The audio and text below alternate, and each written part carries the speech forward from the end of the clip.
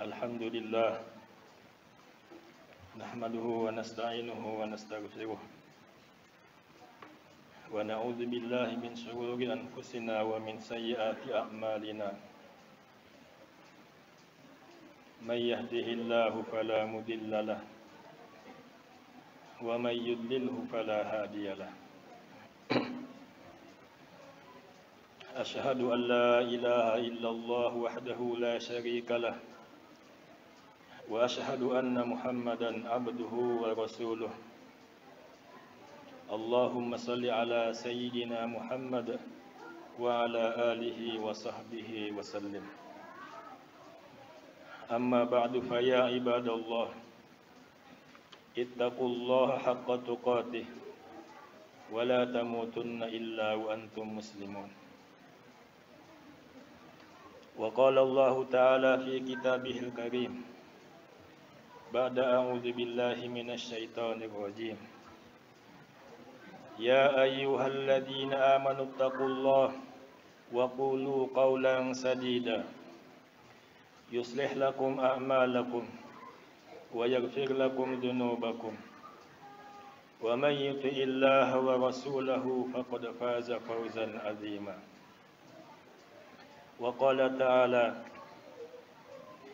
walladzina idza fa'alu fahishatan aw zalamu anfusahum dzakarullaha fastaghfiru lidzunubihim wa man yaghfiru dzunuba illallah wa lam yusirru ala ma fa'alu wa hum ya'lamun. Wa qala Rasulullah sallallahu alaihi wasallam kullu bani adama khatta'un wa khairul khatta'ina at-tawwabun, atau kama qala Rasulullah sallallahu alaihi wasallam. Ma'asyiral muslimin, jemaah Jumat yang dimuliakan Allah Subhanahu wa taala.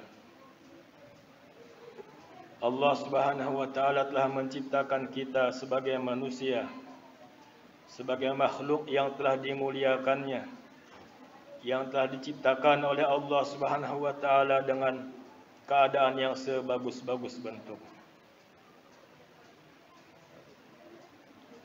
Dan bersamaan dengan itu pula jemaah yang dimuliakan Allah Subhanahu wa taala, Allah pun telah jadikan kita sebagai manusia ini sebagai makhluk yang mudah salah dan lupa. Pepatah Arab mengatakan al-insan mahallul khata'i wan nisyan. Manusia adalah tempatnya lupa, tempatnya salah dan lupa. Bahkan baginda Nabi sallallahu alaihi wasallam dalam hadis beliau telah bersabda, kullu bani Adam khatta'un. Semua anak cucu Adam adalah bersalah. Wa khairul khatta'ina at-tawwabun. Namun sebaik-baik orang yang telah bersalah adalah yang segera bertaubat. Jemaah yang dimuliakan oleh Allah Subhanahu wa taala, maka terdapat hikmah-hikmah, terdapat banyak rahasia di antara sifat salah yang ada pada diri manusia ini yang telah ditanamkan oleh Allah Subhanahu wa taala dalam fitrah penciptaannya. Yang pertama adalah dengan kita menyadari bahwa kita manusia memiliki salah dan lupa, maka kita pun akan paham bahwa kesempurnaan hanyalah milik Allah Subhanahu wa taala. Ketika kita sadar bahwa kita mudah salah dan lupa, bahwa kita memiliki kesalahan, maka tatkala kita telah berhasil dalam melakukan sesuatu atau telah mencapai sesuatu yang hebat, maka kita pun tetap sadar bahwasanya kesempurnaan adalah hanya milik Allah Subhanahu wa taala. Apapun yang telah kita capai, apapun yang telah kita buat, hakikatnya masih banyak terdapat kekurangannya. Jemaah yang dimuliakan oleh Allah Subhanahu wa taala, maka dengan adanya kesadaran di hati kita bahwa kesempurnaan hanya milik Allah Subhanahu wa taala, akan menumbuhkan sifat tawadhu kita kepada Allah. Kita akan merasa rendah hati di hadapan Allah Subhanahu wa taala. Dengan kita rendah hati di hadapan Allah, Allah akan mengangkat derajat kita di sisinya, di hadapan makhluk-makhluknya. Sebagaimana sabda Nabi sallallahu alaihi wasallam, "Man tawadu'a lillah wafa'ahu Allah." Barang siapa yang tawadu karena Allah, maka Allah akan mengangkat, Allah akan meninggikan derajat orang tersebut. Jemaah yang dimuliakan oleh Allah Subhanahu wa taala,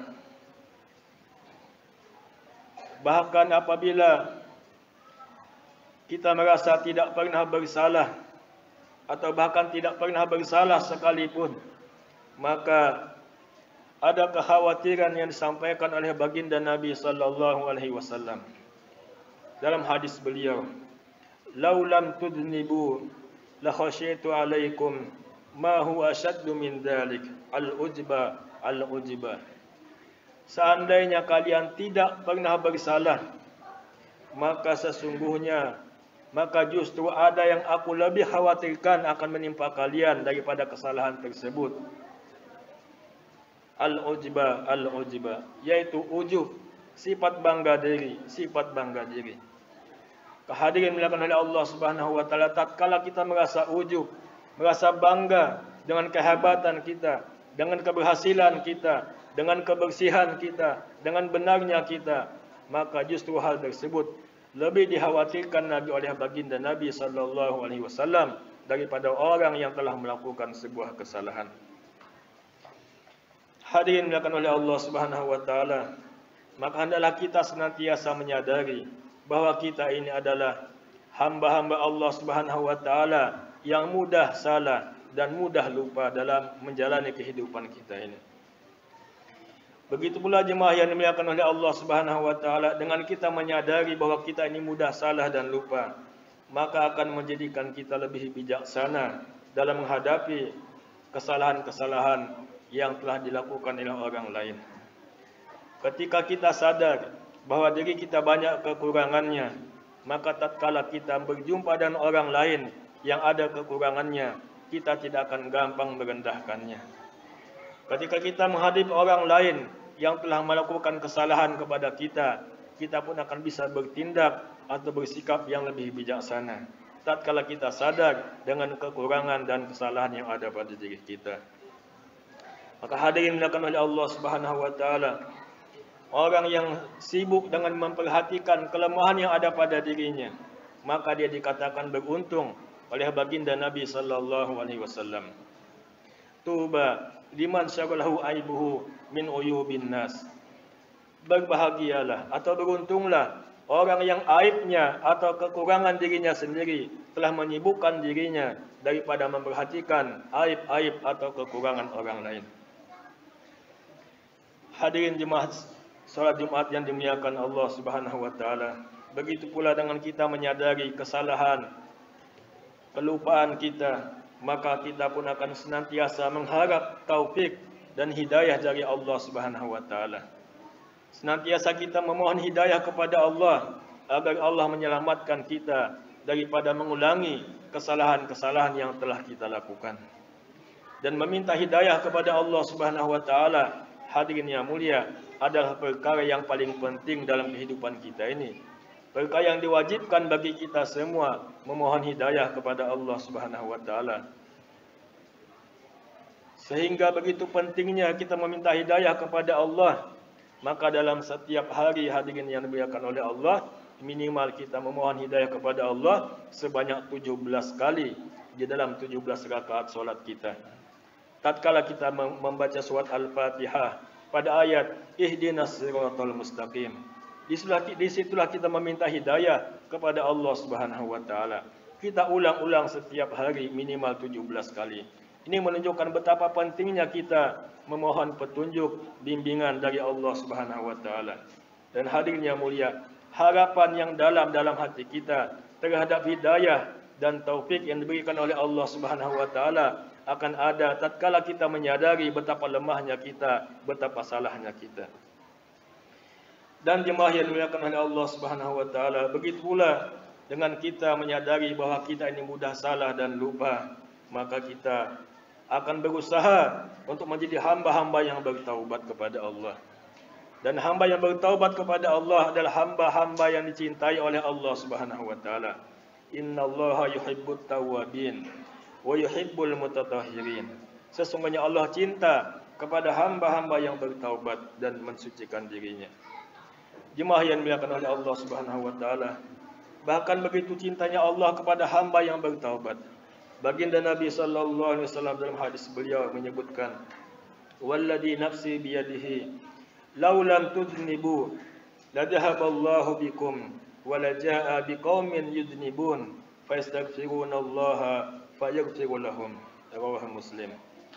Baginda Nabi sallallahu alaihi wasallam telah bersabda, demi zat yang jiwaku di dalam genggamannya, demi Allah Subhanahu wa taala, seandainya kalian tidak berdosa, maka Allah akan melenyapkan kalian. Lalu Allah mendatangkan satu kaum yang berdosa, yang berbuat dosa, lalu mereka minta ampun kepada Allah Subhanahu wa taala, kemudian Allah mengampuni mereka. Hadirin dimuliakan oleh Allah Subhanahu wa taala, maka sangat-sangatlah penting agar kita minta ampun dan bertaubat kepada Allah Subhanahu wa taala, menyesali kesalahan-kesalahan kita sehingga kita termasuk hamba-hamba yang dicintai oleh Allah Subhanahu wa taala. Dalam sebuah perumpamaan dalam mafhum hadis, baginda Nabi menjelaskan tentang seorang yang dalam sebuah perjalanan di padang pasir sendirian mengendarai untanya, membawa bekal-bekal di atas untanya. Tatkala dia beristirahat di tengah padang pasir, dia pun lelah dan ketiduran, dan ketika bangun ternyata untanya telah hilang, kendaraannya telah pergi, kemudian barang bawaan semua telah dibawa oleh kendaraan tersebut, sehingga dia tinggal sendirian, tidak ada kendaraan lagi, tidak ada perbekalan lagi, tidak ada apa-apa yang bisa dia gunakan untuk menyambung hidupnya. Maka dia pun dalam keadaan putus asa. Kemudian dia pun tertidur lagi. Ketika dia bangun, tiba-tiba dia melihat untanya ada di hadapannya, lengkap dengan semua perbekalannya. Maka dia pun sangat-sangat senang.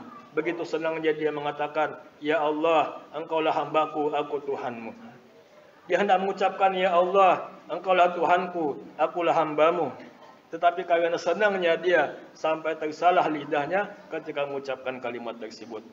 Hadirin dimuliakan oleh Allah Subhanahu wa taala, maka senangnya seorang musafir tadi ketika menemukan kembali unta atau kendaraannya, ketika menemukan kembali barang-barang bawaannya, maka Nabi katakan sesungguhnya Allah Subhanahu wa taala lebih senang lagi kepada hambanya ketika hamba tersebut kembali kepada Allah.